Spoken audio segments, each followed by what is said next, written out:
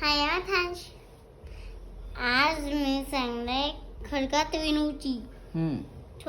छोट्यांना आपण कसं असावं, स्वच्छ नीटनेटकं. आपण नीटनेटकं असलं ना की आई बाबा गुरुजी मित्र सगळे आपण खुश होता. उलट जर आपण घाणेरडं राहिलो ना स्वच्छ राहिलो तर आपल्या विनूच्याच बघा ना तसं कोणी माहिती का नव्हतं का ऐकायचंय. विनू नावाचा एक मुलगा होता, अतिशय आळशी, अतिशय घाणेरडा. दात घासायचा नाही, कपडे धुवायचा नाही, अंघोळ धुवायचा नाही, नेहमी आपला मातीत मारलेला. तार पिवळे डोळ्यांची पारड, नाकात घाण. विनू कोणालाच आवडायचा नाही. सगळे त्याच्यापासून दूर राहत होते. त्याच्याचे कधी बोलत नसे, कोणी खेळत नसे. बघ बिचारू मीनू एकटाच बसायचा. आई किती सांगायची त्याला, किती शिकवायची, पण काही उपयोग व्हायचा नाही. आईला विचारायला खूप वाईट वाटायचं, पण करणार काय. एकदा मीनू असाच एकटा बसला होता. तर फारच कंटाळा आला होता, पण खेळायला का नाही बोलवायचं. तर काही मित्रच नव्हते. त्याचे लक्ष समोरच्या झाडकाला गेलं. झाडावर बसला होता हिरवगार पोपट. मला अतिशय आनंद झाला. तो धावत त्या झाडाखाली गेला. पोपट भाऊ मला ना खूप कंटाळा आहे रे, माझी खेळायला येतो तू अशी. नाही रे बाबा, काय ते मडके कपडे, घाणेरडे नाक, घाणेरडे डोळे, छी. नाही फंकवट कसे स्वच्छ आहे, माझा पिसे तर किती स्वच्छ आहे. आणि माझी चूच आहे ना भातवेसा आहे ना छान. मला नाही आवडत घाणे पेडा, मी नाही तो अशी खेळणार.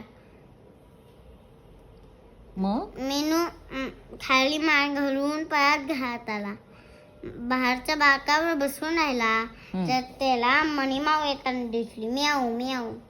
मला आनंद झाला. त्याच्यापाशी धावत आला. मणिमाऊ इकडे बघ ना. मला कंटाळा आलाय, मला खेळायला येतेस. मणिमाऊ फिसकन नसली.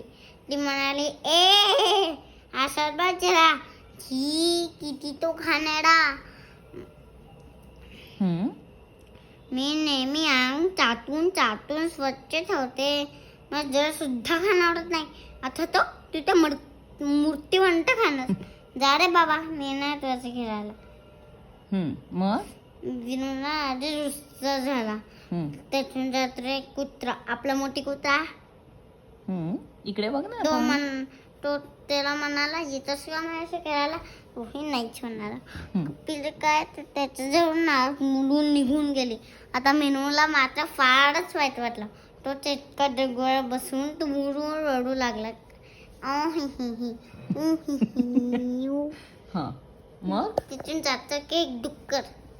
काय रे बाबा असं करत आहेस, कोणीच माझ्याशी खेळत नाही. सगळे जर मला घाणेरडा म्हणता, माझ्यापासून दूर पडता, म्हणून मी रडतो. एवढंच ना, करतोस कशाला. मी येतो ना तुझ्याशी खेळायला. अरे तू तर मातीच लढतो आणि मी चिखलात लढतो. मी पण घाणेरा आणि तू पण तेवढाच घाणेरा. आपण दोघं भाऊ दोघं मिळून खेळायला जाऊ. ए दादा त्यांना खेळायला. हा मला दादा म्हणतो, हा डुक्कर मला दादा म्हणतो. म्हणजे मी इतका घाणेरा. मी डोळे खडकन उघडले. झटकन उठला, पटकन घरी गेला. दात घासले, घसा अंगचरून अंघोळ केली, केसांचा भांग पाडला, स्वच्छ कपडे घातले आणि बाहेर आला. एकदा कौतुकाने बघतच राहिली. हा आपलं विनू.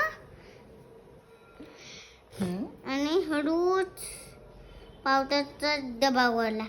मी सुकुंडी पावडर लावली आणि त्याचे पत्ता पापे घेतले. मग हसला आणि म्हणाला काय छान वाटतंय ग, आणि खुदकन हसला.